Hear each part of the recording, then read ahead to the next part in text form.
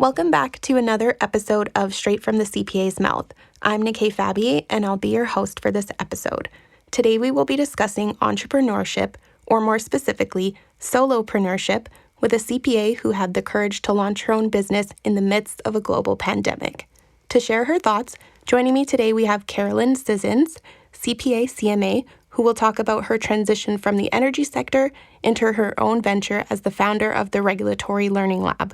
Let's hear about what it truly takes to become an entrepreneur, straight from the CPA's mouth. I heard that future casting is an essential tool for long-term business. According to a recent poll, 48% of Canadians say they are $200 or less each month away from financial Is down again? Do you think the energy sector is Albertans say the economy is too dependent on Canadian student leaves university with $26,500 considering cloud computing for my business? Filter out the noise. Hear it straight from the CPA's mouth. We have Carolyn calling in today via Skype. Hello, Carolyn. Are you there? I am excited to be here. So maybe can you just provide us with a brief introduction for our listeners? Sure.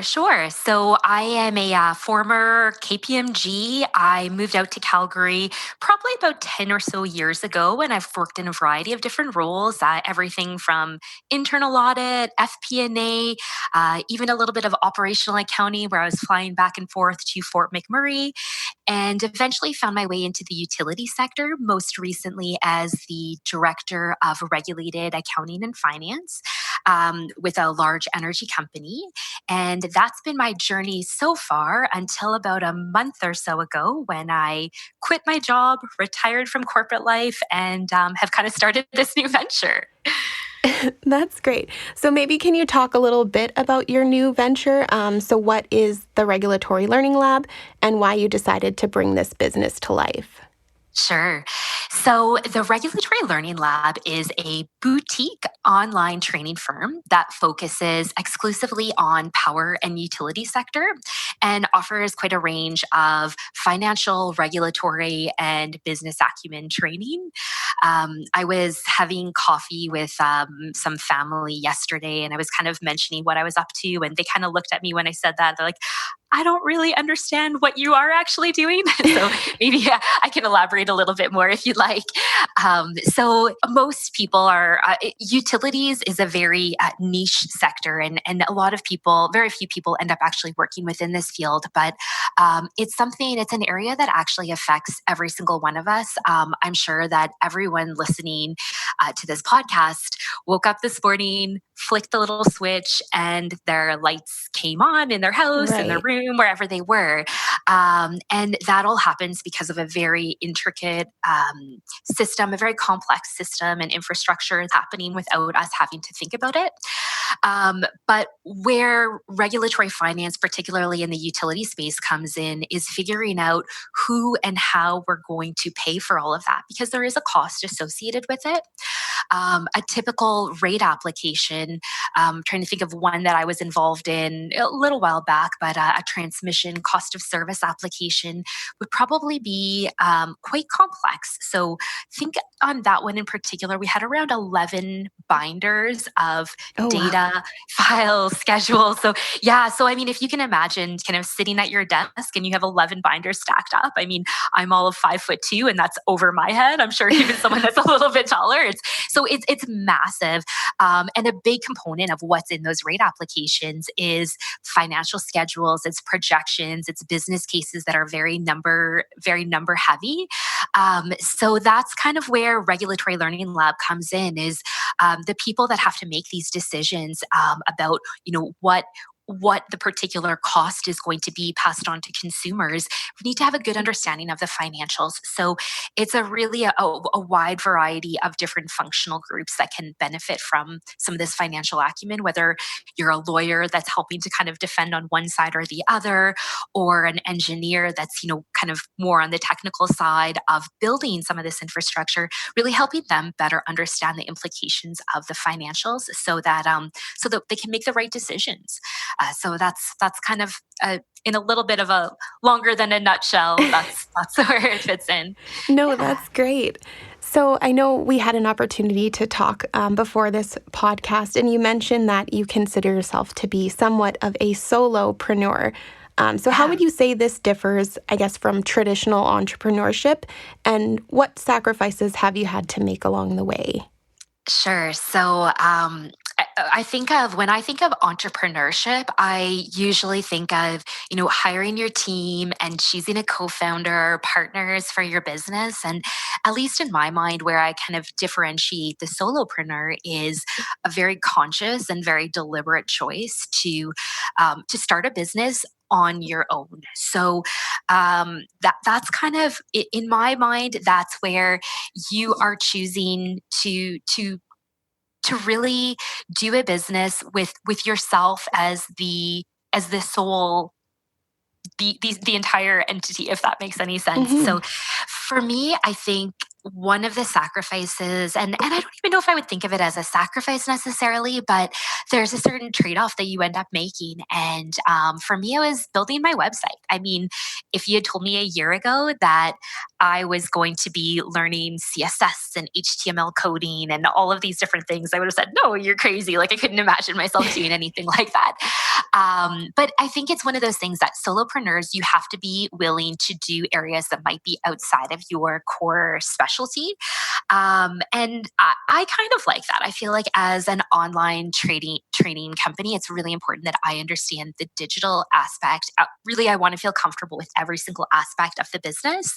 But it's not for everyone. And the reality is for some people, solopreneur is not for them. And they prefer whether it's a traditional corporate route or kind of a more traditional team-based entrepreneurial path. But I felt like I knew myself fairly well. And this was something that, that I kind of wanted to pursue. So That's great. So would you say then solopreneurship might require, say, a little bit more risk than the traditional entrepreneurship when you can kind of share that risk among a team? in a way, I think it's controversial in the sense that, most of us have kind of taken traditional business management education where you're taught that you specialize in a particular area and that becomes your particular specialty, and everyone has different core strengths. And when you come together as a team, everyone can kind of play to their particular strengths. So it does diverge from what I guess you could consider the more traditional model. Honestly, I don't really think of it as being more risk. I actually, even though in a way I'm, starting a business during a pandemic, that sounds like a very like risky type of move. I think actually as a solopreneur, you can mitigate so many of the risks.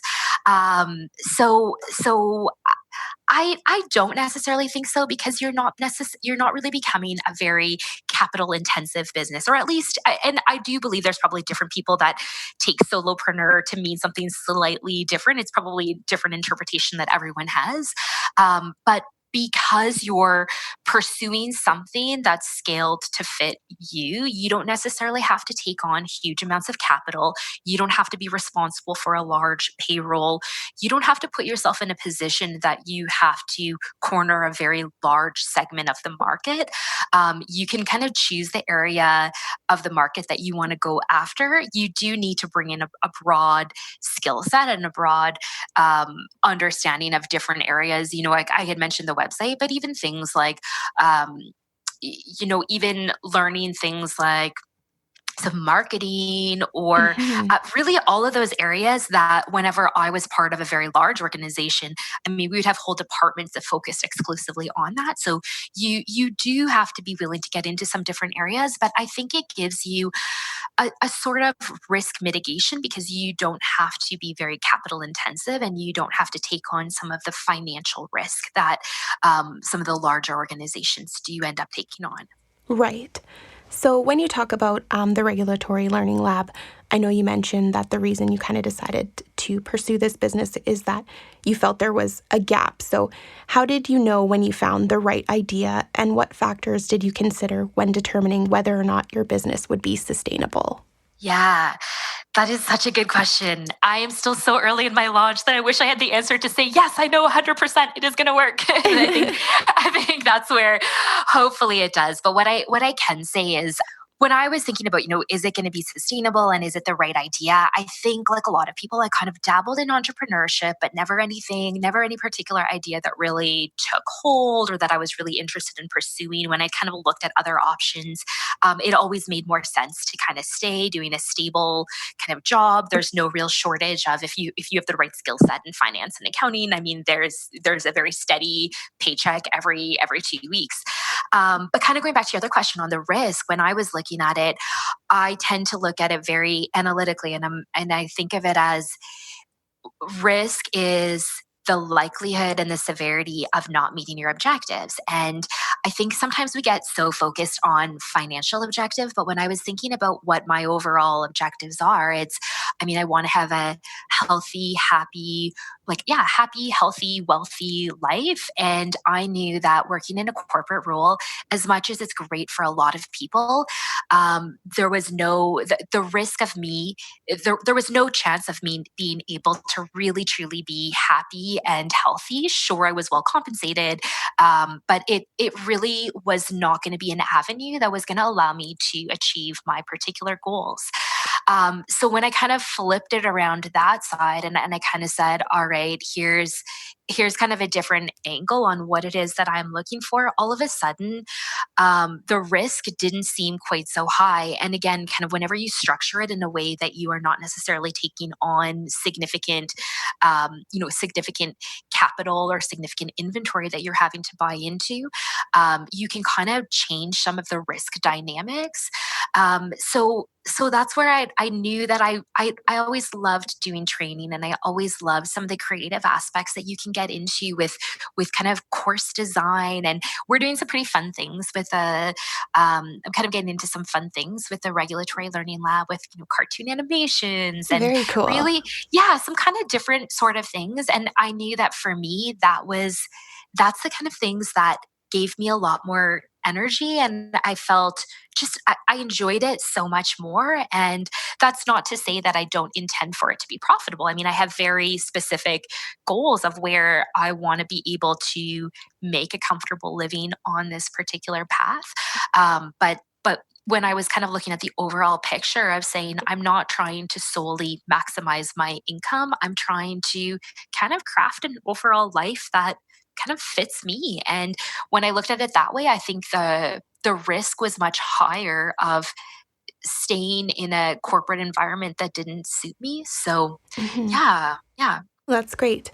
So I know you did mention a little bit about dabbling in entrepreneurship throughout your career. So did you have, just as an add-on, did you have any specific moment where you realized you wanted to take an entrepreneurial path, or is this something you've always wanted to do and this just happened to be a really good fit? I think that I've dabbled in it, but never very seriously. I would say this idea came about. I think it was a really good fit for me, and I think that's the thing about going into entrepreneurship or becoming a solopreneur is it's about the idea, but it's also about the idea being a really good fit and a really good complement for who and how you are. Mhm. So I think that's what I saw with this is like when I looked back on some of the things I most enjoyed in a corporate space, it was working with my team and training them. It was kind of being able to do some of those side projects that I was able to bring about throughout my corporate career, and that was the stuff that I got excited about, and that was the stuff I really enjoyed doing. So I think it was honestly a little bit less around, it necessarily being the best idea in the world, but more about it being the right idea for my strengths and my interest and what I really was passionate about doing. And I already knew that I was the kind of person that I'm not afraid of some hard work and maybe a little bit of hustle. Like that doesn't scare me. So I just kind of said, you know what, it might be during COVID, but this is sort of in a strange kind of way. This is actually the best possible time to do something like this. So yeah. Mhm. So in regards to the Regulatory Learning Lab, I know you mentioned there's been a lot of excitement in creating your own business. But on the flip side, have you ever experienced moments of doubt when deciding to move forward with this venture? And how did you overcome those feelings? Uh, moments, definitely plural, definitely moments times 10, right? Yeah, I honestly think for me, that was probably why it took me so long to eventually branch out. I it did really take a long time to reach the point where I was ready to leave kind of a little bit more of a traditional safety net. um, I don't really know that I was anyone in university that thought, hey, I really want to be an entrepreneur. I didn't feel that same calling, because I think in my mind, I thought of entrepreneurship as being, you had to be the loudest person in the room and had this very flamboyant type of personality, and that didn't always look like me. And I do think of myself as someone that's actually not a risk taker, that's someone that's actually more cautious. So that's why I didn't really think that entrepreneurship would be the most suitable path for me. But then it kept coming up again and again, just in very small and subtle ways. And I think I tried really, really hard just to find a way to get myself to fit into corporate life and to find a way just to be. I tried very hard just to say, hey, I have a very comfortable life here. I should just be good with that and focus on it. And it was kind of like, I don't know if it's a square peg in the round hole or round hole. Anyway, that expression, but it just really, it just, I knew it wasn't going to be what was going to truly fulfill me. So, but I do know it took a really, really, it took a really long time. And I think that was a lot of doubts. And that's why I waited so long. And I don't know what it was about a particular pandemic. It's obviously the worst possible time to start a business, but at the same time, I think it actually for a more digital type of business, and especially something within the training type of space, in a way, it actually is the best possible time because people can't travel to conferences. People aren't necessarily able to do the same in person type of business model. So I think there was an opportunity kind of created there with knowing a little bit about video editing and kind of some different skill sets that traditional training and traditional education providers might not have had. So it was kind of the nudge. But yeah, definitely there were moments, many, many, many of them along the way of doubt. So yeah. I agree. And I think this whole COVID time has made us all really realize how valuable technology is and how much more, I guess, how much more we can reach people through virtual activities versus in person. So I think it is a very interesting time to start a business, but also a very important time. So what advice could you give to listeners who are interested in starting their own business? Do you think this is something that requires kind of like an all or nothing approach, or can people work towards this goal while also working or studying full time? Yeah. Okay. So you might expect me to say, yeah, throw caution to the wind, YOLO, you only live once, just go for it. But actually, that's probably not what I would recommend. I mean, I definitely think go for it, but go for it in a really smart and thoughtful way. So for me, what I did is, like I said, along the years, I'd kind of dabbled in entrepreneurship, where I'd kind of read a lot about it. I went to some startup events, kind of was on the periphery of it for some time. Um, but it took a little while until I was ready to go for it. A few specific things that I did find helpful was testing out whatever assumptions you're making that are riskiest. So basically, kind of deconstruct all of the assumptions that you're making for why the business might work or might not work, test those out, figure out the ones that are most likely to cause you to fail, and then figure out what you can do to mitigate them before that ultimately ends up happening. Um, so so what I had done at one point is even kind of look through, like, what do I think all of the objections would be for someone wanting to sign up for online training, and what can I do to get ahead of those and kind of mitigate them. And I think too, the other thing was, I was very much very, very cautious throughout my, not cautious is probably the wrong word, but very, because I knew that I at some point was going to want to do something different, I was very deliberate in a lot of my choices throughout the years. So I was very intentional about saving money, investing well, living within my means, but actually significantly below my means so that I'd have a really long runway. So part of what gave me a bit more comfort to do something like this is that I kind of know what my living expenses are. I knew what it was going to cost. I felt really comfortable that I could give myself a pretty long time runway to be able to go into something else, to give myself some time to experiment. To The reality is, anytime you're starting a business, it's going to take so much longer than you ever anticipated. So Mhm. you don't want to be in a situation where you're going to have to be forced to put out a product that's not quite what you want, or kind of forced to throw up your hands too quickly. So I think a big part of it was preparing ahead of time. Even though I wasn't necessarily preparing the specific business idea, it's kind of using the time while you are working to set yourself up so that it'll be a smooth or smoother ride once you get into it. Because I mean, I think we've all heard the statistics on, the number of businesses that fail in their first year or fail in Right. their first 5 years, right? It's pretty demoralizing when you look at it that way.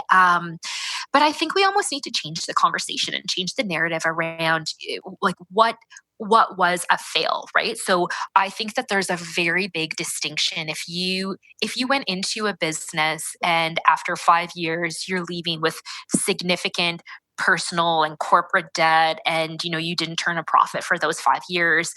I understand, and that didn't quite work out. But if you spent 5 years on a business and it replaced what your normal job income was, and you learned a lot along the way, the fact that after 5 years you decide to wind it up and to try something else or to go another chapter, I personally wouldn't define that as being a failure. So it's kind of figuring out, kind of looking a little bit further, a little bit below the surface of, how many of these failures truly are failures, and the ones that are failing, why is that? Is it too high of a burn rate that you're just going through your cash too quickly? Was it unrealistic assumptions? What was it about it that led to some of that? And I think if you're smart about it, you can mitigate a big part of those risks. Great. Yeah, so you did mention going through your cash too quickly, and maybe there's a financial literacy piece to starting and owning your own business. So, how has your CPA training prepared you for owning your own business, and why is it valuable, do you think, for entrepreneurs to have a CPA designation? Yeah, financial literacy I think is critical. I really think it's something that should be getting taught in schools, in grade school. It's such an important life skill. And yeah, when you're an entrepreneur, it's that much more important because you're no longer going to have a steady paycheck every 2 weeks, and you're going to have unpredictable cash flows. And yeah, there's definitely going to be a lot more there. I think you absolutely have to have a really solid handle on your personal financials as well as your business financials. I think you need to know down to, like, you need to know what is it costing you to live, what of that is discretionary, and figuring out when you're in your own business, especially in those first few years and you're starting out, you aren't going to be, probably, I mean, maybe you have millions saved up and cash is no concern and you can spend like crazy. But for the vast majority of people starting your own business, that's not going to be the case. So you need to have an extremely close eye on where your money is going, and using it, I think, really wisely and really strategically. And that'll look different for different people, right? For me, like I was mentioning, I wanted to build the website myself. That was really important. It was kind of like that feeling when, it's almost, if you've ever built a fence or built a deck and you look back and you say, yeah, I did that. Like, it feels really good. That's how I felt about building the website. It was worthwhile for me, and it was not a good investment for me to spend a lot of money to have someone go and build that out for me. But for other people, maybe that is a good use of funds for them. So I don't think it's necessarily black and white. It might be a different, what is a strategic use of funds for one business might be a reckless use of funds for a different business. So it's kind of figuring out what makes most sense for your specific business.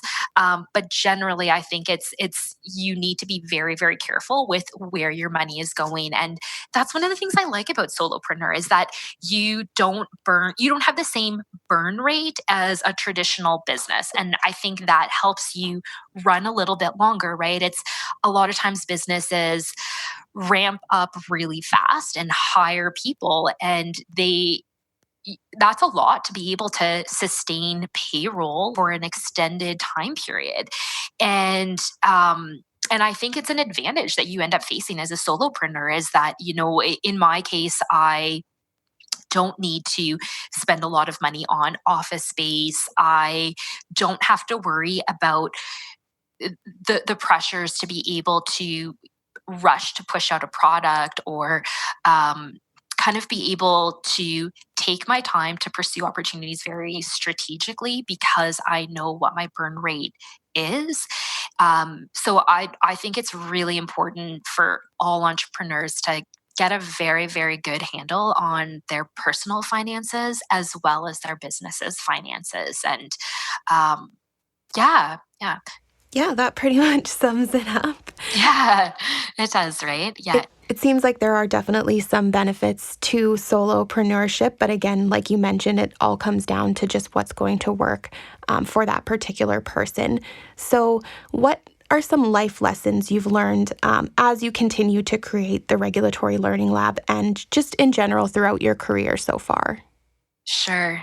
Oh, life lessons. I'm all of 36, so I've got a feeling over the next year I'm going to be learning a lot more new life lessons as I go on this new path. But I think kind of looking back in some of my career so far, I would say one of the things that served me really well has been, like just learn like crazy, be a sponge, be willing to, I really think most of us, I would venture a guess that at least 90% of the people listening to this podcast, probably more, are knowledge workers. And that means that your main it is your brain, it's your learning, it's your training, it's what you are picking up on and what you're able to do. So I think you really need to be investing in learning all kinds of different things. And that's what I've been having a lot of fun with is you're kind of able to, I knew nothing under the sun about graphic design or any of these areas. And I think the more you start branching into other disciplines,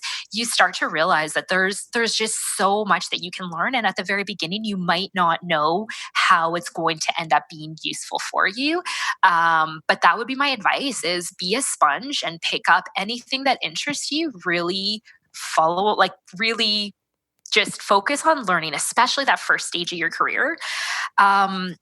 Working hard, I think, but I would probably add the caveat that most CPAs do work hard. I would really have a hard time coming up with a single example of a CPA that doesn't work hard. So I think you need to be working smart. I think you need to find a way to differentiate yourself. So find what your unique strengths are and your unique talents and what you can do differently, because it's almost an expectation to work hard. So I think you need a little bit more than that. So really think strategically about how you can work smarter.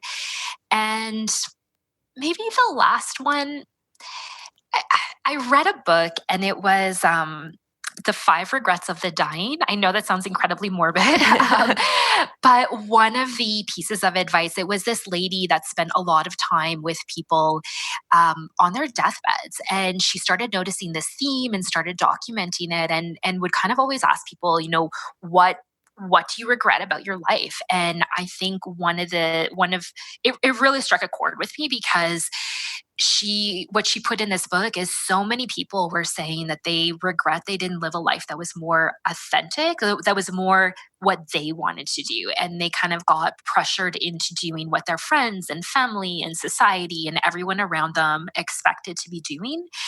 And I think that's a life lesson that I'm still very much learning. But I think that kind of branching out on my own is probably one of those steps in that direction of figuring out what is it that I kind of want to be doing and kind of be willing to take that sort of a risk to do something unconventional. So I guess I would suggest anyone listening, like grab a pen and a paper and sometime this evening, just even if it's just for 20 minutes, like jot down on a notepad or somewhere, write what it is that you actually want for your life, like if you were not being judged in any way, shape, or form. And if that's exactly what you're doing now, perfect, like you're nailing it, that's excellent. But if you're kind of feeling like, oh, I'm just doing this because that's what everyone else in class that I went to study accounting with is doing, and if you're not really questioning it, I guess I would just challenge, like it's worthwhile questioning it. Probably don't do what I did. Don't quit your job during the pandemic. Make sure you had everything planned up. But start making some of those, start moving in that direction and start tweaking to make sure that, you've got one shot. So start figuring out what it is that you really want to be doing and how you want to be spending your time, and start making tiny little shifts to move you closer to that direction. And yeah, I think that would be my life lesson so far. But like I said, I've got a lot more life lessons I know I need to learn. So certainly a lot more learning to do there. That's okay. That is great advice. Carolyn, thank you so much for joining me today to share your thoughts and provide advice to the next generation of entrepreneurs or solopreneurs. But before we wrap up, I do have one final and very important question for you. What's next for the Regulatory Learning Lab? Oh, I would say a big launch. I'm pretty excited to get this going, and I just want to keep experimenting and keep refining and keep making it better. And I don't know, if we can put a man on the moon, then I think we can at least step up our game in regulatory finance and utility training. So maybe that sounds a little crazy, but I'm excited. I know it's going to be a really tough year, but I'm ready just to start tweaking and experimenting and just having some fun. So that's what's next. Great. That sounds amazing. Well, thank you so much for joining us today. Thank you. Thanks for having me. This episode of Straight from the CPA's Mouth featured solopreneur and founder of the Regulatory Learning Lab, Carolyn Scissons CPA, CMA. Don't forget to subscribe to the Straight from the CPA's Mouth mailing list for exclusive content. As always, if you have ideas for future episodes or have any feedback you'd like to share, email us at knowledgecenter@cpaalberta.ca or leave us a comment on social media. Straight from the CPA's Mouth is brought to you by the CPA Education Foundation. The CPA Education Foundation is the charitable arm of the Alberta CPA profession, providing up to $1.2 million each year in support of business and accounting education in the province. This podcast is just one of many resource materials available through the HESHI CPA Knowledge Center. This virtual hub features Alberta CPAs sharing their unique perspective and vast expertise on topics and issues such as leadership, finance, entrepreneurship, and more. Visit cpaalberta.ca/foundation for more information on the HESHI CPA Knowledge Center and to learn how Alberta CPAs inspire success.